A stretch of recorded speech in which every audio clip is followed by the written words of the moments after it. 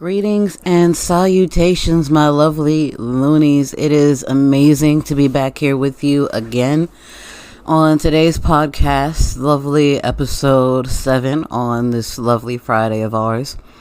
We will be talking with Miss Imani, and today we will be talking about mental health as well as open relationships and relationships in general.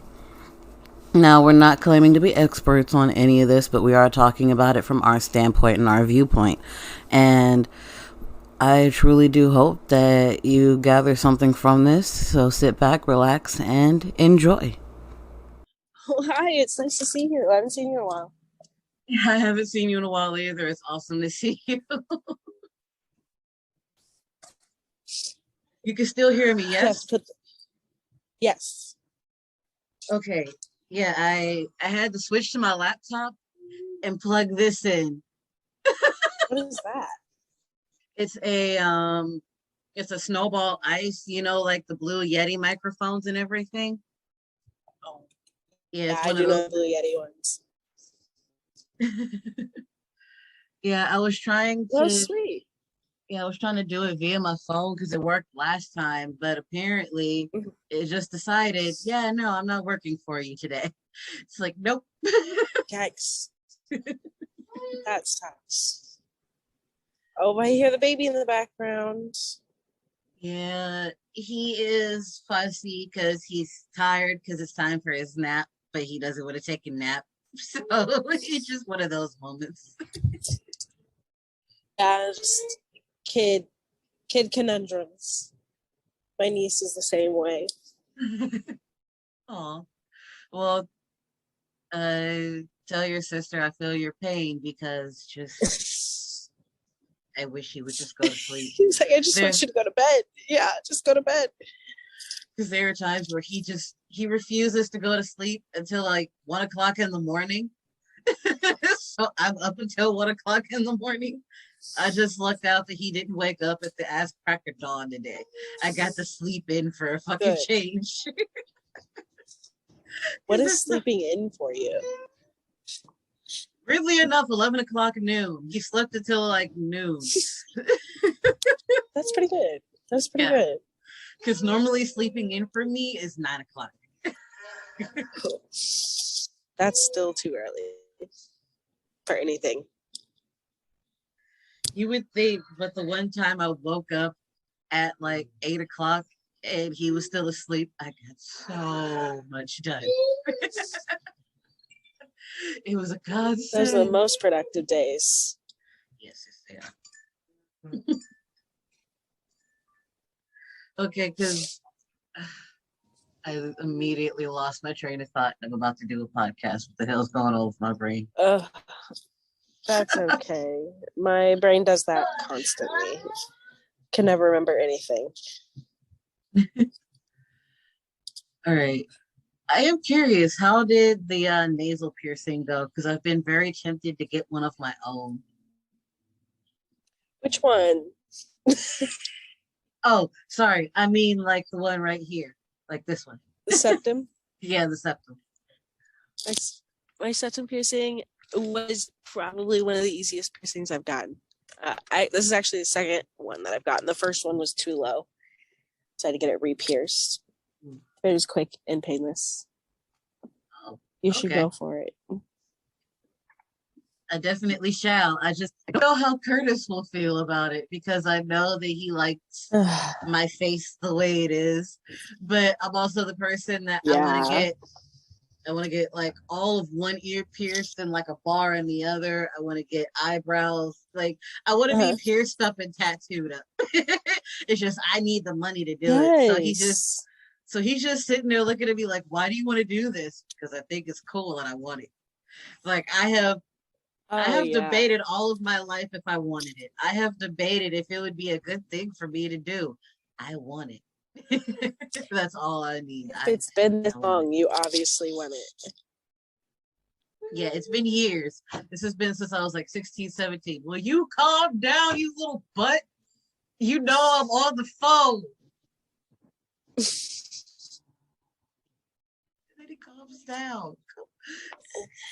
Yeah, me and Curtis have had that conversation about how he's not as fond of piercings. But he doesn't mind if I get a tongue ring. He doesn't mind if I get a tongue ring. Of course not. No one ever minds a tongue ring. Of course not. Ring, a tongue ring is fun. But no, I can't get like the eyebrows and the nails. It's like, what about jobs? If a job is denying me, I mean, most of the jobs I want is like third shift warehouse. They don't care so long as I don't get caught on shit. Exactly. I've been tatted and pierced for all of my adult life and have never had issues with jobs. I love it when people say that to me, especially because I have a lot of forearm tattoos. So they're always like, "What, people don't see that?" And I'm like, "Yeah, they do. They don't care, and I can cover it up if they do." Yeah, it's not a huge issue. I don't get why he finds it such a weird thing, but yeah, it's a whole thing. I think is because of his mom and just how he was raised, and treat your body like a temple. It's like, well, I can decorate my temple, can't I? You took the words out of my mouth. It's like, I'm graffitiing my temple. All right. I'm getting murals. Only degenerates come to worship.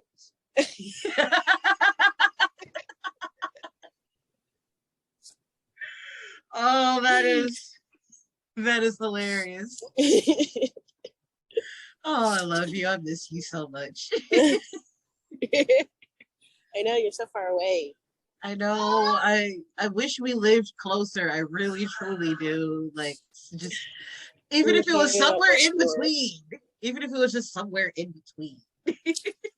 I need to come visit anyway. Yes, you do. You need to come see me. You need to come see the little bitty one. Your nephew misses you. I know, it's been too long. I haven't seen him so long. You haven't seen him at all. The last time you saw him, he was in my tum-tum. That's true. I haven't even met him yet. Nope, not yet. Other than over the phone.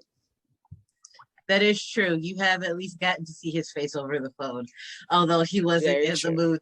He wasn't in the mood to talk, so I think he just kind of snubbed you for a minute, just like, who is this? Oh, okay, whatever. In like baby, like I guess he was just putting me there. It's like, all right, I'm just here. Can I go now? Right. Like, is my kid duty over?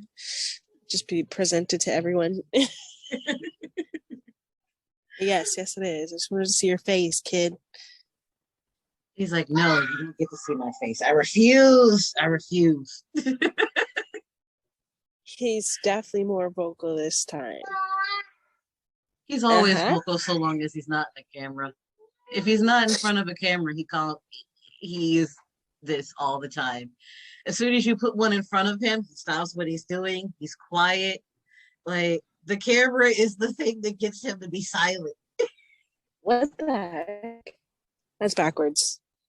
I think he just chooses to fuck with us because there's no reason why he shouldn't. Kids will do that. I'll tell you that. All right. I guess we should at least start talking about some of the topics we meant to. Yeah, like at least start. It took so long to get on the call. We might have to make this a two-parter, but because don't you have an interview at 5? Yeah, I have one in like an hour and a half, so I'm still good for the moment. Because you are like an hour ahead of me, right? Because it's 3:30 here. Oh, that's right. That's right. You're an hour behind me. Yeah, it's 4:30 here. Oh, okay. So that's why you were worried. Yeah, don't worry. It's not for an hour and a half. It's 6 o'clock your time when I got into it. That makes sense. I guess I forget you're so far away. Yeah, it's okay. We'll see each other soon again. That's very true. It's very true. I need to come up there because it's about to start snowing up here, and yes, come here. It might be a little chilly, but it'll definitely be a lot warmer than Ohio. I can assure that shit. It probably won't be chilly to me. I'll be out there in short sleeves and shorts, and everyone will look at me like I'm crazy. Oh no, there are people out here that walk around in short sleeves, cargo shorts, and flip flops, and it might be 30 degrees outside. You're fine. people here don't care because the mentality is so long as I'm in the sun, I'll stay warm. Yeah. Mm-hmm. That would be my mentality too.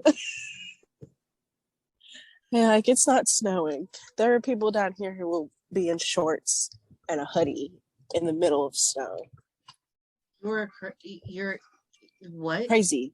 They're insane. Mostly kids, teenagers. They like stay on a bus stop, like sandals and like shorts, and just put a hoodie on, and it's full on snowing. I don't know. I was always the cold one. I was wrapped in like 3 layers. Had 2 sets of gloves on. Yeah, like before I got to school, I was like snuggled up. I was warm. I was cozy. When I got to school is when all of it peeled off and I got to be cute. Like I waited till I was in the schoolyard to be cute. Not just standing there like shivering my ass off.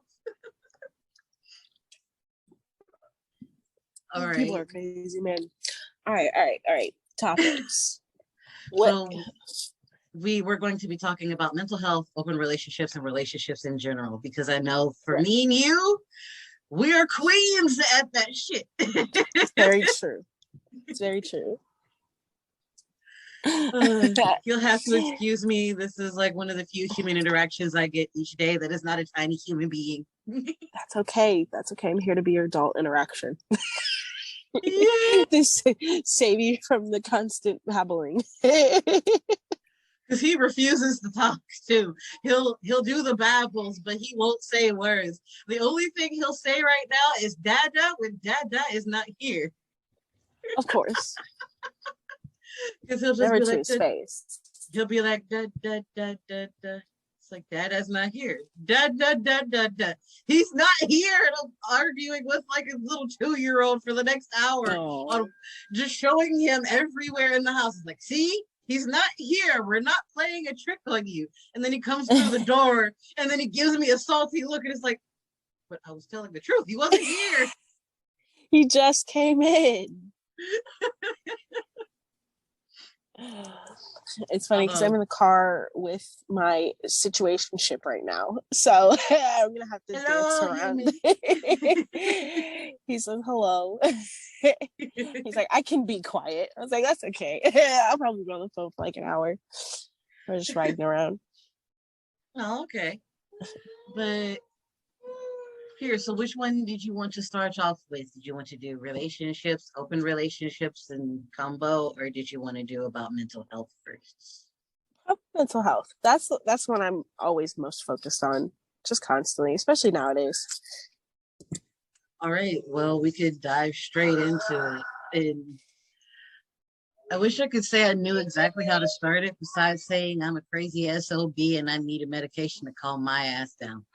That's how I was going to start it. Is like we can just list off what craziness we have, because I got an arm's length worth. Same here. Like if I had a sleeve with all my mental issues, I swear it would stop like right here. Exactly. Like midway through, like it would stop about 6 inches before you got to my wrist. That's right, full on sleeve.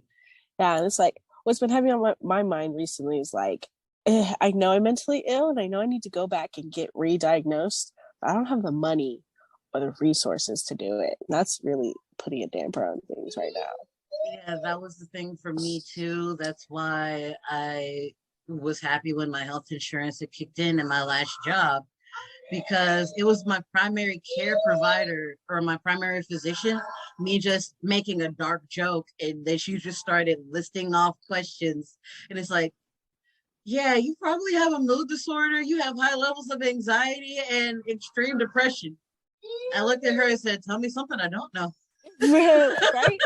Thanks for diagnosing me. Did she say what mood disorder? No, she just said I might have like a small mild one. And at first she had me on Latuda, and Latuda had worked perfectly for me, but it's like $1,600 if you don't have insurance. Yeah, and my insurance decided it wasn't going to cover it anymore after the first month. So I'm now on Abilify, which is still pretty cheap, especially when you have like the coupon codes, because even with coupon codes and Latuda, you're still paying like $900. Maybe 400 at the lower end. Sometimes it'll be a lot cheaper, but I think it really depends on the person and whatever's going on. Right. So for me, I'm on Abilify and I'm on Lexapro for my anxiety and my depression. Those two have been a beautiful combo for me. I used to be here raising through my roof, and now I'm like right here on ground level, looking up at my ceiling, like wondering where the hell all the holes came from. yeah, that's the Abilify. That's for sure. That stuff will knock you out. When I was in the psych ward once, that's what they give us to sleep. Like when we couldn't sleep after our trazodone, they would hit us with a whole bunch of Abilify and just knock us out in like an hour. See, I'm on like the 5 milligram, and it doesn't make me drowsy. Like I take this shit during the day. When you're on a low dosage of Abilify, it doesn't. It works out. Yeah, but it's still a medication. It just depends where it can make you drowsy or it can't. But I guess the higher doses are the ones that actually make you drowsy, because I'm on like I said, I'm on my 5 milligram. I'm on my very small dosage. I don't get tired at all. I don't. Good. Good. Going back to it. Actually, something that might help. I don't know how it works because I'm obviously in a different state and it's different medication. But my mom has also been taking medication for a couple years now, and she just switched to another. She's bipolar, so she switched to another mood stabilizer, and it's kind of the same way. Her prescription is like $1,400 a month, and she did this thing with her doctor where I guess they can contact the manufacturer and apply for you to be put on some sort of program where it's free. It takes a little bit of time. It took her like a month or two to actually get it approved. But once she did, she hasn't paid a dime for it since. And it's like a $1,400 prescription. So I don't know if that's something that maybe your doctor could talk to them about. Like I said, it's a different prescription and a different state. So there might be different rules. But yeah, I don't know. I always tell people about that. Yeah, I don't know if Texas would be willing to make it that easy and that cheap for me. I could try. But I had to. Well, after my insurance ran out, I had to stop going to like my primary physician, but I can still go through Cerebral, the app. Yes. And that's where I've been getting my medication for like the past couple of months. And my Lexapro, even with like the Good RX or Kroger, because Kroger has its own pharmacy. George, calm down. Thank you. But Kroger has its own like Good RX sort of thing, or coupon, and with that, my Lexapro is only $3. My Abilify is only $18, and I'm willing to pay. For you. Yeah, I'm willing to pay the $21. That's fine. I'm willing to pay $21 a month to be able to mess around and make sure that this brain stays calm. Because when I am a shit show of a human being. I ruin friendships. I ruin relationships. I don't talk to people. I avoid motherfuckers. Like. I'm the same fucking way. I'm the same. I could cuss on here, right?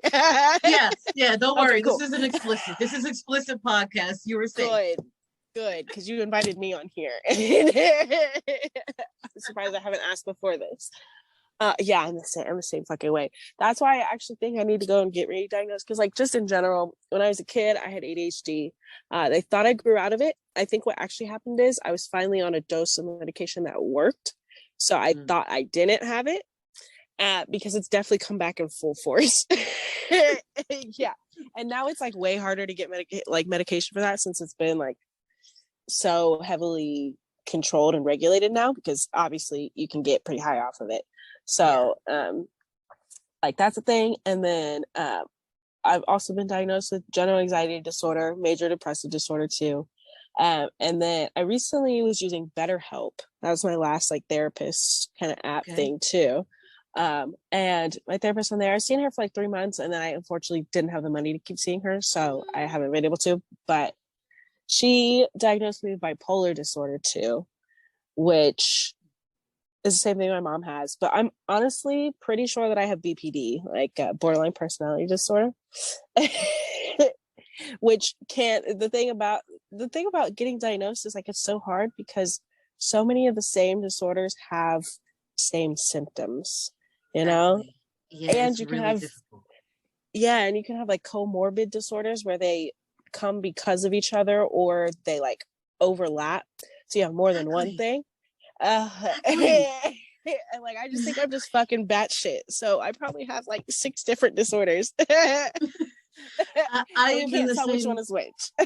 I'm in the same alley as you because before I got diagnosed and even after being diagnosed, I know my ADHD undiagnosed has calmed down a lot for me because just being on medication has chilled it out. And I think part of my mood disorder that they were all talking about was and still is my ADHD Might because be.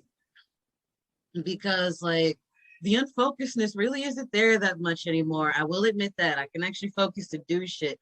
Like I have been doing this podcast for about a month now. I've been doing my YouTube stuff for about 2 months now, and I have not fallen off of it. I'm just trying to figure out how to keep going. It is normally a challenge to just want to keep going and doing shit.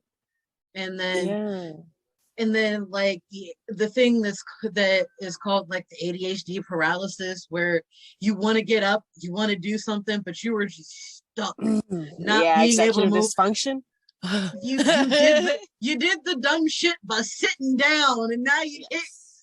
I have had to just talk myself into standing up just so I can start doing shit. And it's like, oh, you're lazy. No. Oh, you're depressed. No, I know it's not depression. Depression makes me want to sleep. Yeah. Depression makes me want to staring at a wall, trying to figure out how I can get up and do this while my brain is yelling at me to get up and do it. Yes. Yeah. Oh God. Yeah. Yeah. Until it becomes like urgent, until like the dishes are stacked to the ceiling, or like you have no more laundry, or like because like, that's one of the things that motivates ADHD people is just like the high levels of shit that you now must do, because if you don't, you're fucked. I felt that so hard because it got to the point to where Curtis and I had no more clean clothes until my brain finally decided, okay, I'm gonna do some fucking laundry. That's how laundry is for me every time. Actually, until like the last month. The last month I've been pretty good on laundry, but like every time, especially when I had to take it to cleaners instead of doing it at home, right? That was the worst because it got to the point where like I even didn't go do laundry. Instead, I went and bought underwear so that I could just wear my regular clothes for the next day and still have underwear. Like it gets bad. Yeah, that's how it was for us. Like the reason why we knew we had to was because we were both on our last pairs of underwear and our last pairs of socks. And George himself was down to like his last t-shirt and pants combo. So it's just like laundry, because I am not putting dirty clothes on my child. Right? Yeah, like at least he gave you that motivation. Oh, he gives me the motivation for half this shit, because knowing he's hungry reminds me I need to feed myself. Like, all right. That's another thing with ADHD. You forget to eat. I do. That's one thing that's gotten a tiny bit better because I have to eat with my medication. So it's like I must have food, or else like my stomach and me are just shaky because I have nothing in my tummy for it. So like that is a one thing that is an absolute must. And for those of you listening to the podcast today, I am so sorry. My son, he wants to be a part of it today, and I can't argue with him if he wants to be a little boisterous. Yeah, he's decided he's going to be in the podcast today. But to everybody, say hello to George. George, can you calm down just a little bit, my tiny one? I guess that's a no. Yeah, he's like, I refuse. Yeah. And I guess while we're talking about mental health and ADHD and the spectrum and stuff, we have debated and have come to the conclusion that he might be on the spectrum of either autism or ADHD. And especially if I have ADHD, then he more than likely has it himself. Absolutely. And actually, I guess they overlap quite a bit, which is something I found out very recently. Yeah, because I found out, at least doing a lot of research for myself, that I might even be a little autistic just from certain things. From certain things that I do, because I feel like sometimes my autism will crap out the executive dysfunction, and there'll just be times where I'm like, I want to do something. I'm gonna get up and I'm gonna go do it. Right. And it'll be the most random thing, and it'll be at weird times. And Curtis is just looking at me like, "What are you doing?" I'm doing this. Why? Because I just have to. Right. Like I need to be doing something, even if it's not the right thing. But sometimes doing the one thing leads you into doing the right thing because you just start moving around. So it's like a mother effing God said. It's like, okay, so what are we doing? Then my brain will be like, you gotta go do this for video games. It's like, but I can't do video games immediately. What else do I need to do? You got to do this thing. Okay, we go do this thing and then the reward is video games. Okay, and my body will move. I have to bribe my body. Yes.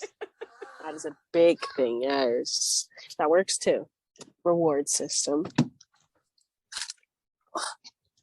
Because you wouldn't think as an adult you would need a reward system, but it feels like the more you become an adult and the older you get, you have to have one, because your body and your brain just doesn't want to think, I have to do it all the time just because.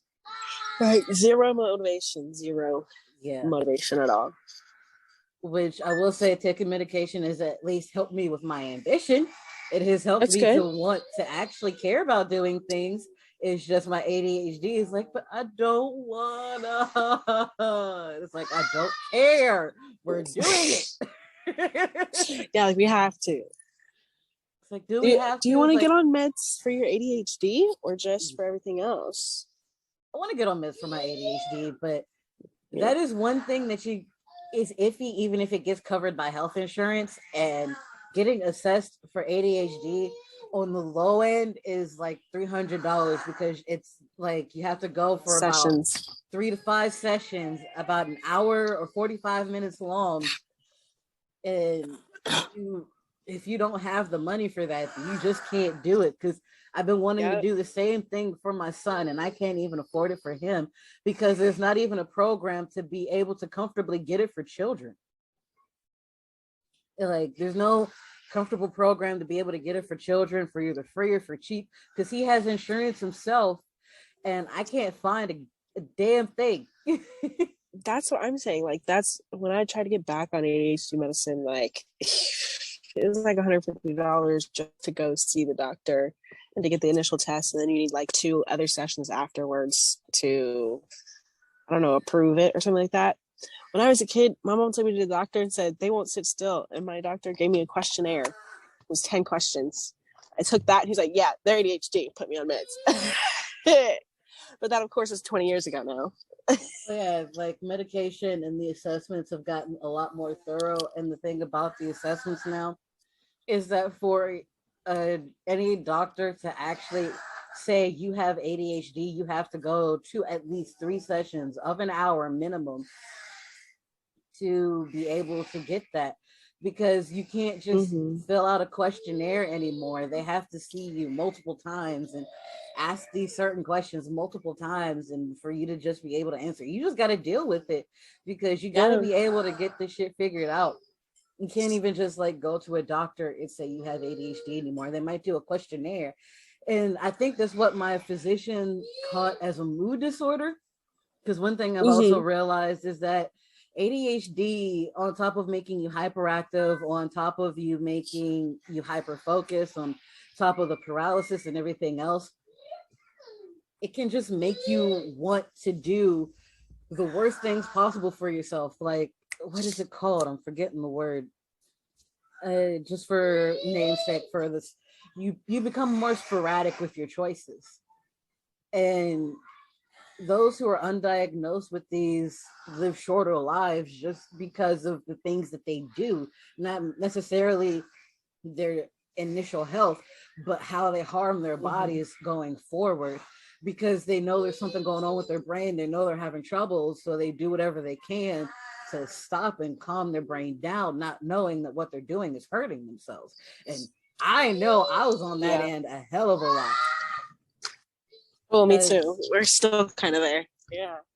Because I will admit it, because I'm finally comfortable enough to, but at one point in time, especially long before my son was around, I was addicted to marijuana. I was addicted to it. And I know you can't physically become addicted, but mentally I was, because it always felt like I needed it to calm down my brain, to be happy, to eat, to go to sleep, for everything. And I was not comfortable or happy with how desperate I felt like I needed it at all fucking times. And when I finally started taking my medication, my brain felt like it no longer needed it. And now it's just a fun occasional thing for me. And the same goes for alcohol. I know for a minute I was getting dangerously close to becoming addicted to that. And that alcoholism runs in my family. So that is something I got to keep a fucking eye out on, because I don't want to be a part of that long history and chain. Right. Got to break that cycle. Definitely got to break the cycle. And also knowing that a lot of mental disorders can mask themselves behind alcoholism. Any addiction in general. Yeah. Like that's a big thing with me. Like, everyone always asks me, like, what are you addicted to? And I was like, addictions. I just need something to get out of my fucking head, Yes. So I'll do just about anything for that. Just about anything.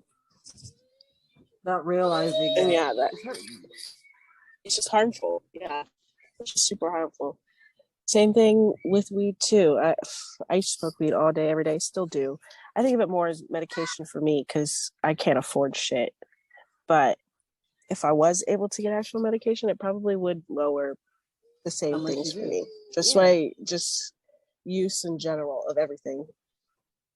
Yeah, and I 100% get that. I do even remember at one point I was like, this was about 7 years ago, but I was taking Xanax just to calm my brain down, just because I was always filled with so much anxiety. I didn't know how to function or do anything in my day anymore. It felt like I needed something just to be able to calm myself. And that was before I actually started smoking weed on a regular basis. And then as soon as that happened, I stopped, but I just replaced one addiction with another. Yeah. And for me, addicted to being addicted. Exactly. It's not even the substance I become addicted to. It's just what it does for me that I want to keep happening. And I know there's probably going to be people screaming, that's addiction. I know it's addiction. I just admitted it's addicted to being addicted. Yeah, exactly. Yeah, it's just not just one thing. It's just like whatever will help. Yeah, because I know for myself now that's calmed down so much, but it's only because I'm on shit that gets me to calm the fuck down. Yeah, stuff that's a lot safer. Because I remember before I was on Abilify, I was off of at least my mood stabilizers for about 2 weeks. And that was a trial for me and Curtis, because he had to remember, right, she's not on her medication. She's not going to be acting 100% like she normally does.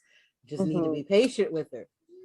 And myself, I had to keep reminding myself, this is not how I normally act. I know I can think better about this. I know I don't have to go off the wall just because I'm irritable about one tiny little thing.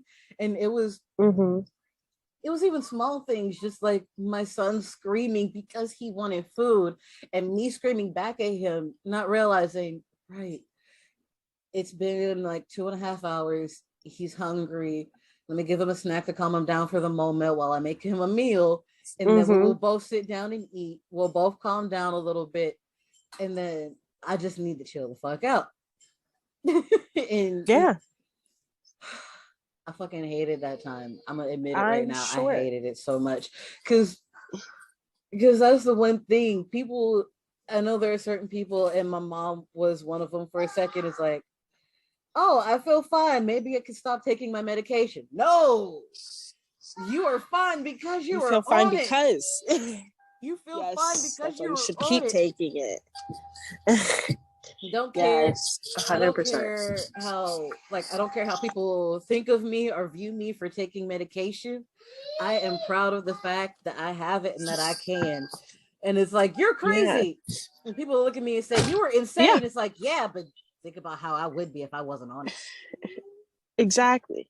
And that's actually what I was gonna bring up next. Like, because also a big thing is like I have people around me who don't really believe in medication that kind of way. Mm-hmm. And like I was raised by a mom who believed in over medicating. So like when I was real young, I was on way too high of a dosage for ADHD. Like by the time I was like 16, I was at like 150 milligrams.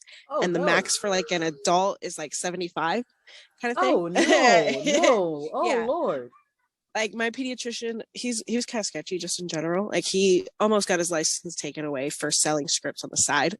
So when I say my mom would just go in and be like, yeah, medication's not working, he would be like, okay, here's this paper, sign it. They're like, all right, guess they need more, and would just like up us a whole bunch. So like it's really hard to like find acceptance just for like taking medication and like explaining to people who also I think need medication, even though they're not. See, I don't want to like step on their toes because it's up to everyone if they want to be medicated or not. You can find alternative ways if they work for you to handle your issues, but some people I think would just benefit so much and are just so scared of it because of what it can do. And I was just like, you just need to like take the time and work it out and get your proper script, because that's the thing, people expect it to be immediate, and like no, sometimes you got to play around with stuff and like get on different things and get your right dosage. That's why you need to make sure you have a doctor that you trust. Exactly. That knows what you're doing and knows you as well. Oh hell so yeah. It's been a whole ordeal. Yeah, I got lucky. I got blessed that like the first couple of combinations I got on worked, and I got lucky that the next thing I took worked. Because not a lot of people can say that. Because I have a friend who he's been on God knows how many combinations, God knows how many different dosages and combinations of it, and it took him having to get the most extreme of like the electrotherapy to your brain, which he condoned. Yes. He agreed to, but it finally started to help to where certain medications could actually start helping him, because for the longest time he was just apathetic towards everything. And he could tell it was bothering. It was to the point to where, of course, it was bothering him and it was upsetting him, although he was just, too apathetic to care. And it was just really difficult on him. And there were only certain times where you could actually see him actually, boisterous and stuff like that. And now I feel like since he's had it, I've at least seen him smile a handful of times, and he seems like a lot more chill, and like he's becoming at least a bit more happier of a person, which that makes me so happy to see. And when I say he's been on it for a while, like it's been years for him before he finally found something that worked. And I'm not saying everybody, and I'm not saying that happens for everybody. That's on like the most extreme end, but you at least have to wait a couple of months. And you have to at least wait a full month to see if one medication will work for you or not. Because at first I thought like the Latuda and the Abilify wasn't going to work for me, because my unfocusedness was getting worse, and I felt like there were certain times that I couldn't sleep, but it was just because the medication was regulating and getting normal and getting adjusted to my body, and I was getting adjusted and regulated to it. And by the time all of that was finally squared away, I felt good. And so many people can't get out of that initial, like you said, it takes at least a month. If you've never been diagnosed or anything like that before, it takes even a month before they'll see you again, because they need you to be on it for that long to like regulate your body.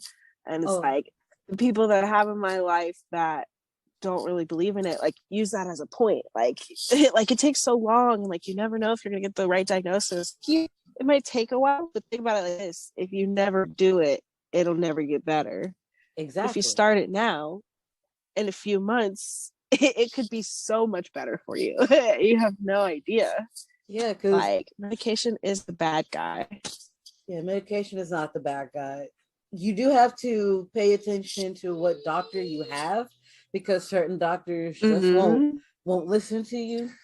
And if you feel like you're not being heard, get a second opinion, get a third opinion, go out and actually talk to other people. Just because it's not working and your doctor doesn't want to listen doesn't mean that you have to stick with it. You just have to get another opinion. Just like you would get another opinion for a diagnosis of something going on physically with your body, you got to do the same thing mentally with your brain and your body as well. Because if not, then you're just not gonna do anything. And I can attest to being one of those people that was terrified to be on medication, because I thought it would kill who I was. It would kill my personality and the type of person that I am. And all it's helped is to die and murder the toxic traits that I had. And now all I got to do is keep going to therapy to get this brain okay. Yeah, and that's another thing too. If you don't want to even continue on medication for some disorders, for some you're supposed to be on it for the rest of your life, unfortunately, just because of the type of medication that they have. But a lot of the times it's to get you right until therapy starts working, because that can take a long time as well. True, and that's actually one thing my therapist said. You have your type A and your type B. Your type A are the type of people who just have to have it long term, no matter what. Like, think of it, and here's the perfect description she gave. Think of it like type A and type B diabetes. Type A diabetes is something you're born with, and it's something that you can't help. You always have to keep your blood regulated. You always have to take medication for it. You always have to make sure you have the right type of insulin. Type B is the one where you gave the diabetes to yourself, but you can actually fix it by dieting and exercising to get right to where you don't have to take the insulin anymore.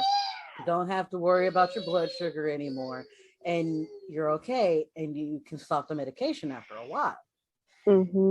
That's a great analogy. Like, when she described it to me that way, it clicked so much better in my head and helped me to realize that, okay, maybe me taking medication won't be a permanent thing, but for right now, I know I at least still need to have it until I get to that point to where my anxiety doesn't, destroy everything that I do, because the fear of wanting to do anything can cripple you to the point of never doing anything at all.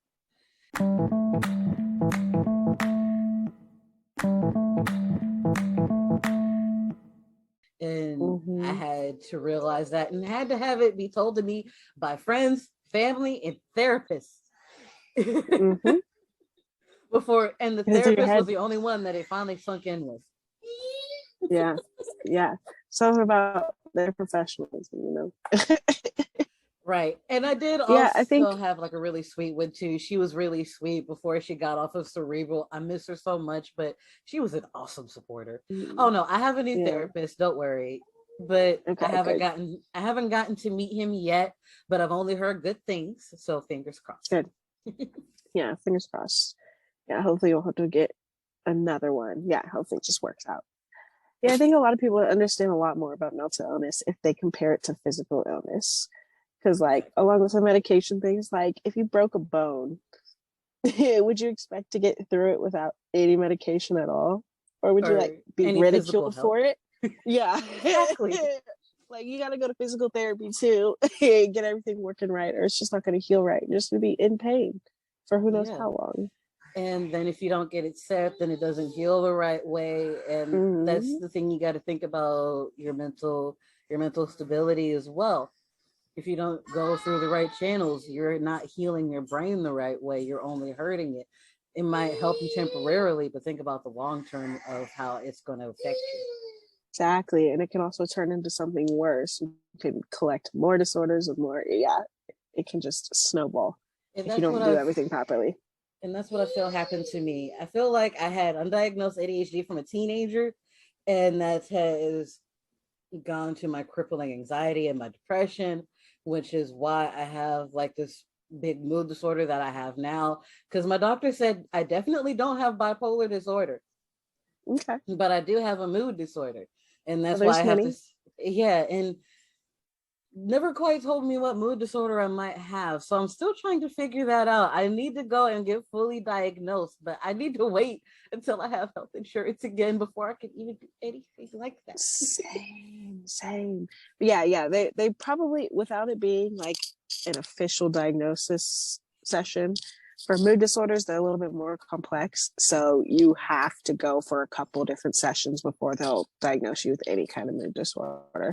Yeah. And they have to like go into your background because a lot of mood disorders are genetic too. So if anyone in your family has ever been diagnosed with something, that probably will give you an idea of what you have. Like my mother is bipolar. That's why she was worried about it, but could tell that I didn't have it. But my father also had schizophrenia that he diagnosed with a lot of hardcore drugs, which is why I never got to actually meet him and be face to face with him. Like that'd be dangerous. Yeah, and it's still every now and again it feels like I might have mild schizophrenia, but then I remember I'm also eclectic, empathetic, and I also know that spirits are real.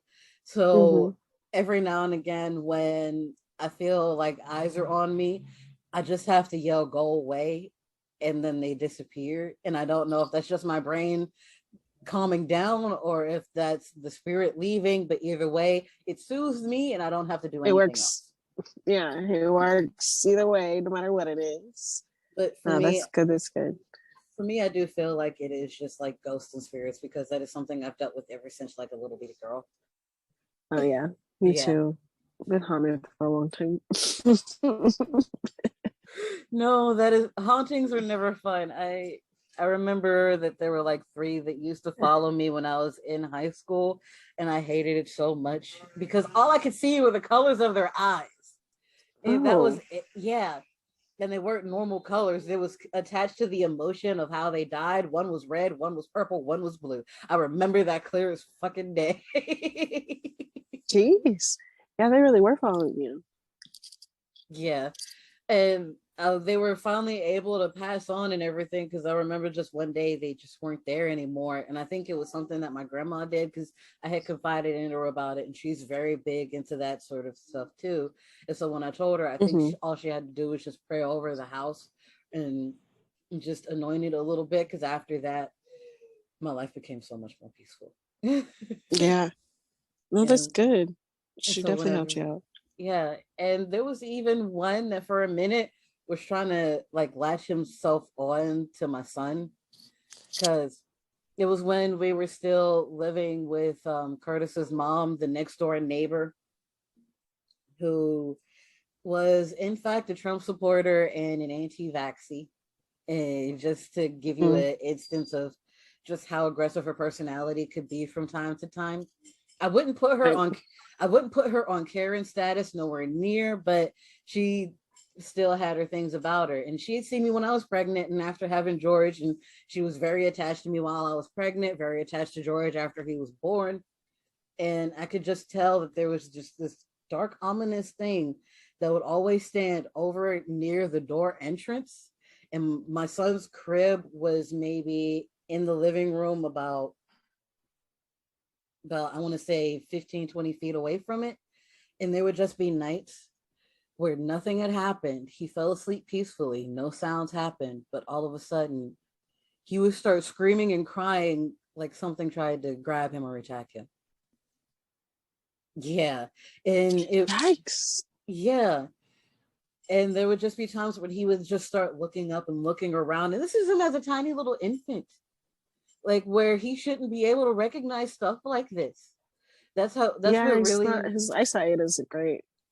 That's what made me think, okay, it's not just him. There's something going on. And, after my grandmother came, and like both my grandmother and my mom's mom, like they prayed over everything. And after that, everything got a lot more peaceful for him. And I even, every time that he was about to go to sleep, I would walk with him, I would pace with him, I would sing to him. And then right before I laid him down, I would also pray for him too. And it seemed to help him out so much because he would be so peaceful and started to actually sleep through the night. And and that's also when I started to realize the next door neighbor started to become just a little bit colder towards me. So so I felt like there was a weird correlation with that. And I think whatever spirit was trying to get to him was attached to her. And because it couldn't attach to anything else, it went back to her, and it just made her a little bit colder towards me. She still loved George, but didn't talk or ask about him as much. So whatever That's happened, interesting. That's what makes me think. That's what makes me know and understand that spirits are a thing. They do exist. Yeah. They will try to grab you if you are not careful and you do not have the right sort of like shit set within protection. You need protection no matter what faith it is. Exactly. And I honestly have started to realize that I might not be as Christian as I thought, because I don't always agree 100% with like the stuff that goes on with it. And I have debated, and I'm probably going to go more into actual Wiccan culture, because that feels a lot more comfortable for me. That's going to be a huge conversation for Curtis, though, because you know how he is with the Christianity. If you need help, I'll be here, because I'm very much in that kind of culture. More pagan than Wiccan, but yeah, you'll definitely, I'll have your back for that one. Yeah. If you do end up starting to get in there, also I would look at something outside of Wiccan too. You can definitely look at Wiccan, but I feel like you'll probably feel more in touch with more indigenous paganism than Wiccan. Wiccan tends to be more of like the newer age spirituality thing. Like indigenous tribes or like older tribes, specifically in America, like India and Africa. And they had their own practices that were just pagan in general, but don't follow the same rules necessarily as Wiccan. Okay. So I also do research on like what kind of paganism you would be getting into, because most people just think it's all Wicca, and it's not. Yeah. And that is one thing that I did talk about on another podcast of mine. If you haven't caught up with it, I did talk to I did have a podcast with one of my partners, Forrest, and where he and I sat down and we talked about eclectic Wicca as well as ceremonial rituals and paganism for that and everything. And so I do get that there is differences and like there's separations between them. It's just I am so new and fresh to everything that I'm still learning. And do you know this site called like Quarea.com? No, actually, I haven't heard of it. If you've ever heard of Josephine McCarthy, she's the one that started the website for that. And it's for from beginning to advanced on everything that you can learn. And that's where I've been going to start trying to figure out more about it. Because that's awesome. Because legit just trying to look shit up online is so hard. It's hard as hell.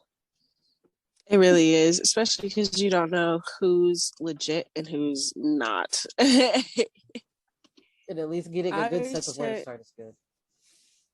Exactly. For some reason, I've always learned on YouTube, because I have to like see and hear things to process it a lot better. So there's a lot of good like informational videos on Wicca that's just going over like the history and their initial rules, just in general, because they do have a few. Do you think you can shoot me a couple of links? Because I did find one. I did find one about the originator of Wicca from the 20th century. I think I had his name in my head and then it just left. I'm terrible with names, however, I know exactly who you're talking about. I think his name is Gerald. I might be starts with a J. It definitely starts with a J. But yeah, no, you know exactly who I'm talking about. I'm sorry for everyone out there who's confused. I can relook up the link that I was on and put it down in the descriptions for you guys to check it out, because it did give me a lot of history on just how it was back then and how he originated. And I actually got to see the Book of Shadows he created. Oh, that's cool. In like a museum, and like, so I got to see his handwriting and the way he worded shit during the documentary and everything, and I'm just like, that is fucking awesome. That is the shit. Wow, we got really off. Oh, what's up? Is it Gerald Gardner? Yes, that is it. Gerald Gardner. Yeah. Yes, found it. Thank you. Not a J, but a G. We were close. Okay, so I got his first name. I got Gerald. I just couldn't remember his last name. I am proud of myself because sometimes I can't even remember that much. Yeah, I'm awful with names. I think it's always funny. I say, I used to bartend. And I was like, I'll remember your drink before I remember your name. That's for sure. If you are a regular and you keep coming in and you order the same thing, then I remember you buy your drink. That's how I remember your name. Yeah, not your name. Yeah. The name comes after a year or two. We're talking. Yeah. And I have to like call your name, and I'm like, shit, what's your name again? It's this. Thank you. Hey, hey, honey, here you go. Yeah, that's why I call people hun, honey. That's why I call people hun, honey, and sweetie and shit. Because this is so jam packed with other shit that I'm sorry, I can't make storage for that data. I'm sorry. Yeah, there's no room for names. We don't do that. We don't do that over here. Yeah. If you were not a coworker, and I have to. Exactly. Yeah, I'll send you some links on YouTube. There's just this specific Kevin that I found that does informational videos, and it kind of does the same thing. It'll just start. It starts with the origin and goes through Gerald's whole thing, and like I said, it goes over their rules, like the rule of three, the karmic rule of three is the one that I remember most. And just a few other rules that they touch on in witchcraft. I'll have to remember the name of it. I can't think of it now, but I can send it to you so you can put it in the link too. Sweet. Because, yeah, anything I can help out with that, I will gladly put down in the description below. Just like any sort of medication sort of assistance that I found for myself. I'll put that down in the description below as well, because especially there's a Latuda savings card, because if you are paying $400 and you can add this coupon on and be able to make it free for yourself, which is what I thought it would be, or at least as low as 15, but it didn't work that way for me. Hopefully it'll work that way for somebody else, because anything I could do to help somebody out, I'm gonna fucking do it. Exactly. Yeah, that and I always use GoodRx too. Sometimes that works really well depending on the prescription, surprisingly. Yeah, and if you can spring for paying the extra $6, get the GoodRx premium, because then your shit becomes cheaper. Huh. Yeah. I didn't even know they had a premium service. Yeah. If you download the GoodRx app and you have it, it'll ask you if you want to be GoodRx Gold, is what they call it. And that's the premium package. And you can either get it for like just you, or you can get it for you and family. It's a nice little thing. Yeah. Ooh, I think he finally fell asleep. Holy shit. Oh my God. It's quiet. Don't jinx it.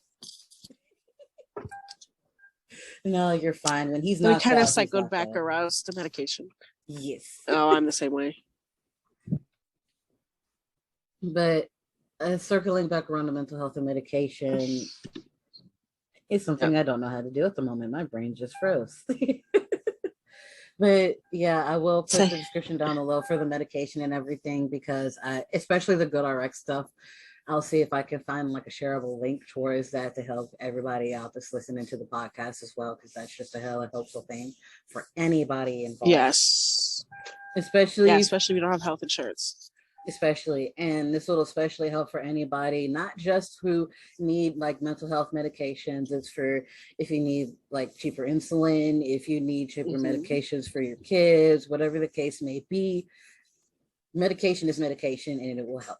It's not just, it does not discriminate. It helps everybody. It will discriminate. It will discriminate against the actual medications on how cheap it is, though. Because even with GoodRx, Latuda was still around $1,100. I'm gonna say that right now. Yeah, that's true. And a lot of the times, my insurance dropped it lower than GoodRx, but it was always a good thing to check because for one of my prescriptions, it depended on the month whether or not GoodRx worked better or my health insurance. So even if you have health insurance, sometimes it's still a better deal to go with GoodRx, and they'll still process it for you if you prefer to use that over your health insurance. Yeah, because I got lucky that the first time I went to grab my Abilify, I was still on my health insurance. That shit only cost me 84 cents. Mm-hmm. And then my Lexapro only cost me like $1. I was like, wait, what? I only have to pay 84 cents? It was like, do you want me to? No, you don't have to check again. I'll pay 84. Yeah, no, that's fine. Yeah. I am not complaining about the money. I am just shocked. The last time I came in here, I damn near had to empty my entire wallet for rent. Right. But I do believe we should at least start. Yeah, because I'm actually on Segway. Yeah, no. What were you gonna say first? Oh, I was just talking about my medication too, because I am also on Lexapro, but it's just a generic version, escitalopram, something like that. Yeah, that's the one I'm on. Yeah, and mine's free. And then my mood stabilizers, what is it, Latring, something like that. Is it LATRIN? Let me see if I can find it. There are so many L medications. Right. But yeah, I guess while you're looking that up real quick, we should probably start trying to segue into relationships just a little bit, because we did say that we would speak upon those. And get there. And one thing I will say is that I am in an open relationship, and my partner is very happy about that, Curtis, because he would be if, you know, more suitors actually cared more about personality than just being as shallow as they are from time to time. And I know that kills his soul about it, because I have people who are talking to me that I can potentially go and see and shit like that, and he just wants one. And it's so hard, and it breaks my heart, because I love him to death, and I want him to actually enjoy the aspects of this for himself. Yeah, absolutely. But the reason why I figured that out and why I'm more comfortable with open relationships is just that conventional relationships never seem to really work for me. Because I'm going to just admit, finally, I am an attention whore. I need people to pay attention to me. I need people to talk to me. If one person doesn't talk to me for a little bit, I need to be able to find somebody else that I can bug for at least an hour. I'm like a cat. If I want your attention, I want your attention now. God damn it. Right. Right. Like, I want it when I want it, and only as much as I want it. Exactly. And so I need it from all surfaces. Come, please. Although I am also a dick at times, because I am like a dick cat at times, because somebody will say, no, don't you do that. And my mentality is just, so we're gonna hit it, right? Right. We're gonna smack it off the table. Because there'll just be random times where I'll just look at Curtis and he'll smile back at me, and then all of a sudden I'll just slowly raise my finger and poke his face, and he's like, why'd you do that? I don't know, I just wanted to. Yeah, to bother you. I don't, because I was bored. Entertained me. I also feel like that has a little bit to do with my ADHD too, because like if I'm bored, I need to immediately be entertained, and it needs to be about something. Because like I need stimulated, my brain needs tickled. Yeah. Because like shit, what was I gonna say? Right, I've gotten into like football because of fantasy football and stuff like that with Curtis and everything, and we have several leagues. So on Sundays we watch like 6 hours of football on the Red Zone when we can find it, and just from time to time, I know I want to watch what's on the screen, but my brain's like, there's not enough going on the screen. Let's do something. And he'll look at me like, are you okay? Right. It's like, yeah, I gotta do something. I need extra stimuli. Right. I need to move. Unlike King Trick or Julia. treat today.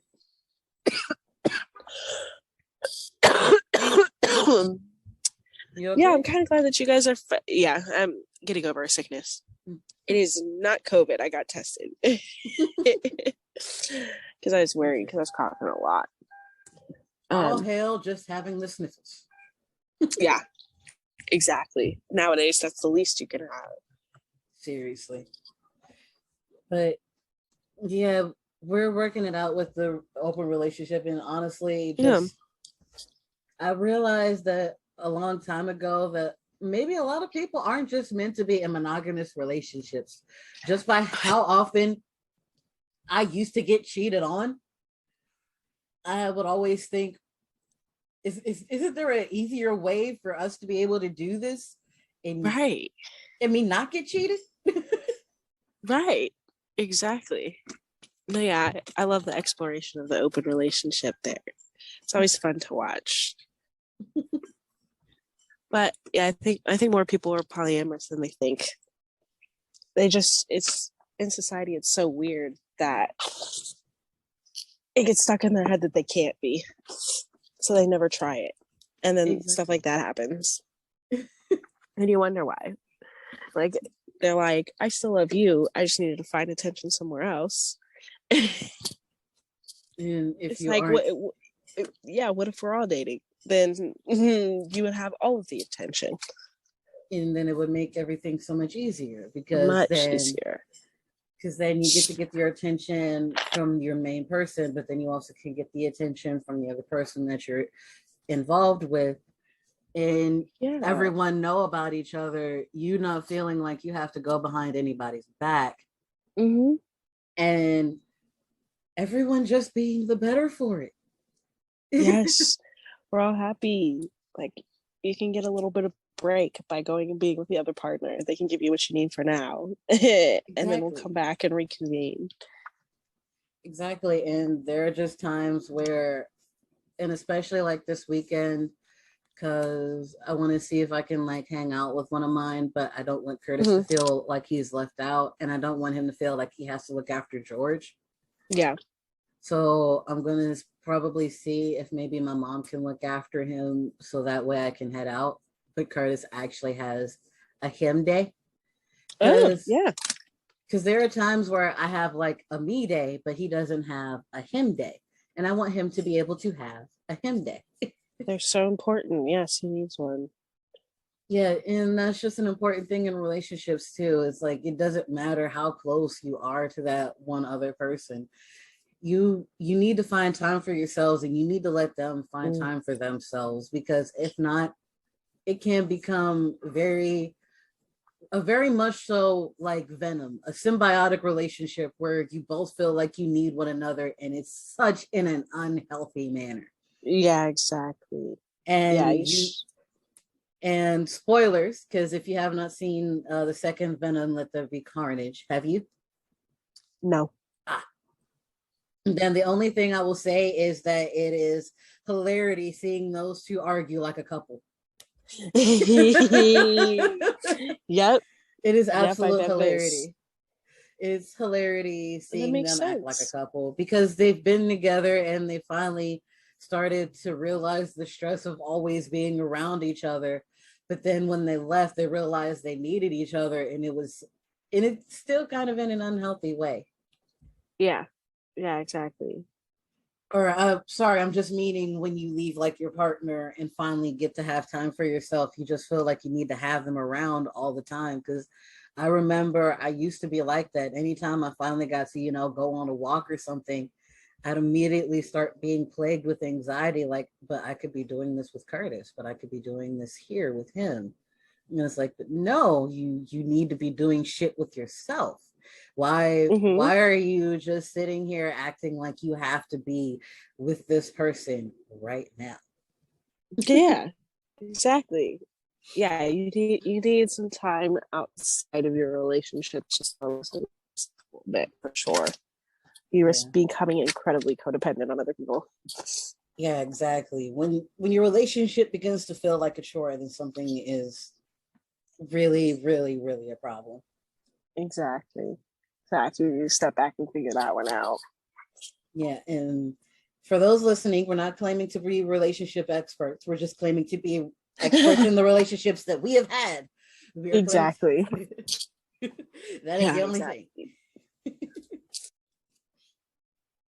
But yeah, and it still kind of leaks over into the mental health thing, because especially if you do not have a healthy mindset before you get into a relationship, then it is just one thing after another for the longest time, because you're just fighting back and forth with, am I the problem with this relationship that's going on? Is it him? Is it me? Is it the both of us? I don't know. I can't tell. And so it's just really hard to actually, figure all of that out.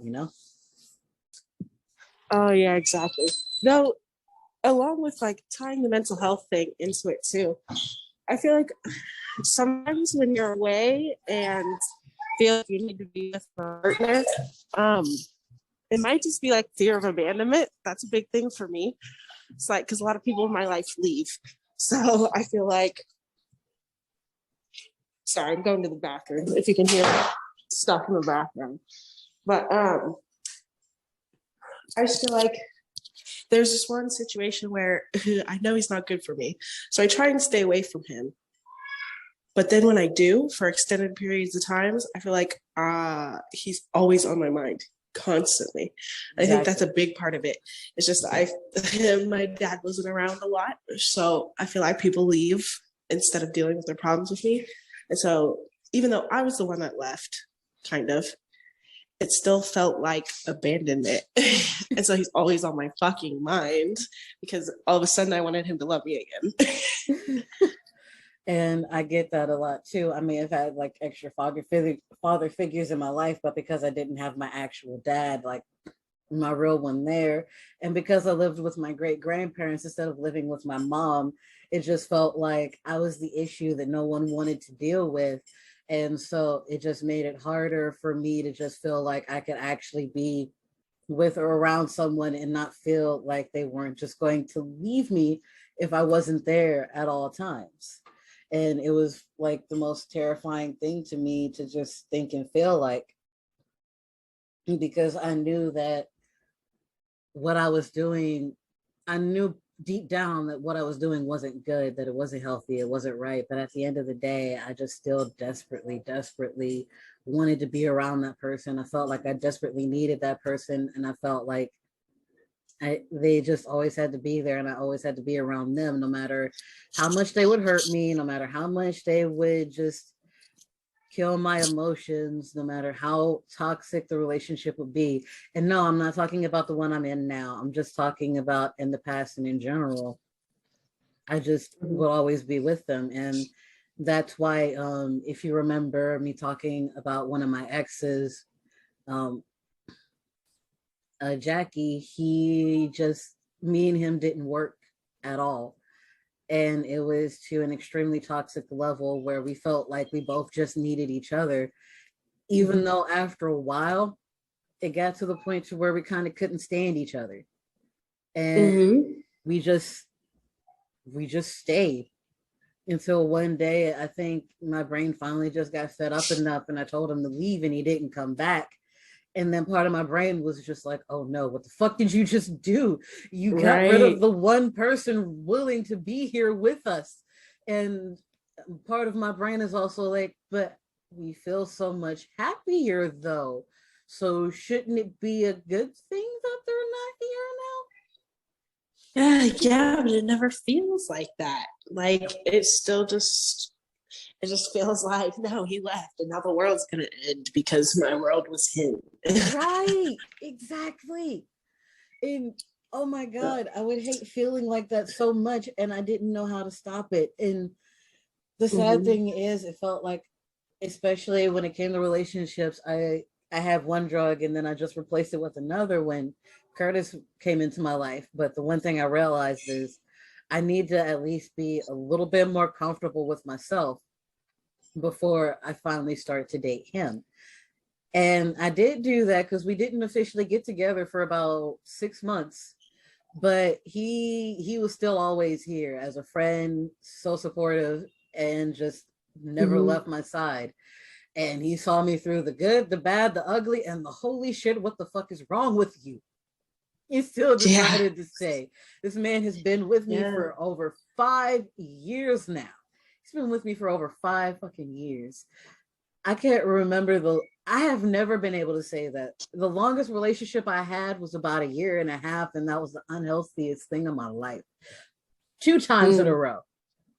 Because there was even an unhealthy non-monogamous relationship I was in where it felt like, because he knew like I would get hyper focused and hyper fixated on stuff from time to time. And if I'm just starting out in an open relationship, you could say I could be with somebody else and I find somebody, what makes you think that I'm not going to learn all I can about this person and talk to them and do everything that I did with you with them? And he would get upset and jealous that I was doing it. And it was only within like the first few days of it. So it's like, why are you getting upset? And it became this weird thing, because that's another thing about open relationships. Even if you're in one, you still have to set up rules and guidelines and expectations for one another. You can't just say, you can't just say, oh, I'm going to do this and not care, or oh, I'm going to do that and not care. No, you still have to care about your partner. You still got to care about what you're doing. And I was never taught that. I had to like learn all of that shit on my own. I literally had to look up what it was like to be in a freaking open relationship before I even tried to, do it with Curtis. And we talked about it heavily. And we have our own rules for one another. We have guidelines for like if we meet someone, what the cutoff point is for talking to people at night, depending on like if they work overnight or if they work in the mornings and stuff like that, and certain stuff that we can play by ear. It just really depends. And it sounds like a lot, but it's better to do things that way and to actually have those rules like you would in a normal monogamous relationship as you would within the non-monogamous relationship. And for those out there who have always felt like, oh, I love the person I'm with, but I feel like I also want to be with somebody else, then you desperately need to actually maybe try being in a non-monogamous and see how it feels. And I will admit, you will have to get over a feeling of cheating. You will have to get over a feeling of like you were cheating, because it is not easy in the slightest. Because you feel because you just feel like you're cheating and like you're hurting the person next to you, but you're both in this. You both talked about it. This is still something that you're both getting used to and you need to figure out for yourselves. Like you still have to be an adult about it. Absolutely, yeah. It's important to have contract rules and that everyone knows everything. And you also have to know how to communicate in an open relationship for sure. Definitely. Because if feelings change for any reason, you need to be able to bring it up to whichever partner it is. Yes. Yeah. It needs to be something that's expressed as soon as possible. And that's one thing, or something I sort of relearned having to do this. And also somebody that I had followed on TikTok, he's not in an open relationship, but he and his wife will have a scheduled time where they talk. They actually have a meeting once a month where they sit down and they talk about what's new in the relationship, what new things are going on that they like, that they want to keep going on, what are new traits that they've seen that they don't like, that they want to try and stop, and things like that. And it has worked for them over the years, and they seem to be very happy and in a very happy relationship. And I think that it's one thing everyone has to remember, like you said, the communication truly is key, and you really just have to care and consider the other person when you're doing all of this. Oh, for sure. Yeah. Yeah, you have to be very delicate, because now you're responsible for more than one person's feelings. I shouldn't say responsible, but you're affecting more than one person's feelings at that point. Yeah. Speaking of, though, is it almost 5 over there now? It is, and we've lost track. Yeah, we lost track of time so quickly. But I do believe we will have to end this. It was fun. I know. If anything, we should just try and go and do Zoom talks a lot more often, because this is so enjoyable. If anything, I will try and pester you more if you want to be a regular on my podcast. That's totally fine. I enjoyed this. I would love to do it again. We can start for part 2 at some point. Oh, definitely. Because you and me could go for hours on relationships and mental health. Absolutely. Yeah, we're both good at talking. Yeah, and maybe next time both you and I can go more into our experiences with being in pagan and Wiccan culture a little bit more as well, and we got into that, because that would be another great one. And this is for everybody else out here. I know I'm sort of repeating a few that I've already done, but believe me, you will enjoy the podcast as much as you have enjoyed this one, and probably laughing your ass off at the both of us. Yeah, 100%. Yeah. Plus, we can make it kind of a religion thing. Religion is kind of one of my things, so it can even branch off from paganism. So yeah, that can be a whole one itself. I guess when would be the next time you would be free for us to be able to try and talk about it? Because I try to upload Tuesday and Fridays. Tuesdays and Fridays. Any day really. Just give me like a day in advance next time, and I'll be able to schedule a little bit better for you. Okay. Yeah, this was definitely a random impromptu. So I do apologize for the loudness of my baby boy. He is just a very boisterous child, and that this was a little more sporadic than normal. But I really do hope that all of you. I really do hope that everybody listening enjoyed this and that you loved it. Mm-hmm. And thank you so much, Imani, for being a part of the podcast today. It was awesome having you. Thank you for having me. It was super fun. It was super awesome. I loved it. And all right. I'll see you later, girl. I'll see you later. Bye-bye. Bye-bye.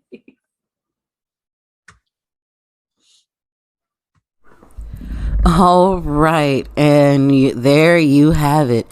She will more than likely be on and off again with us, but that is wonderful, because anytime she is on here with us, as you can tell, it will be wonderful and entertaining, as well as very, very informative. And I truly do hope that you liked our little rants and little wind-offs, but instead of putting the social media and everything here, I will go ahead and leave it in the description for you guys. And if you would like to go ahead and just give a little donation and sponsor the podcast, that would be amazing. And the link for that will be down below as well. But thank you again for being a part of episode 7, and I will see you guys later. And please don't forget to stay healthy, stay safe, stay lovely, and stay loony. I love you guys so much, and I will see you later. Bye.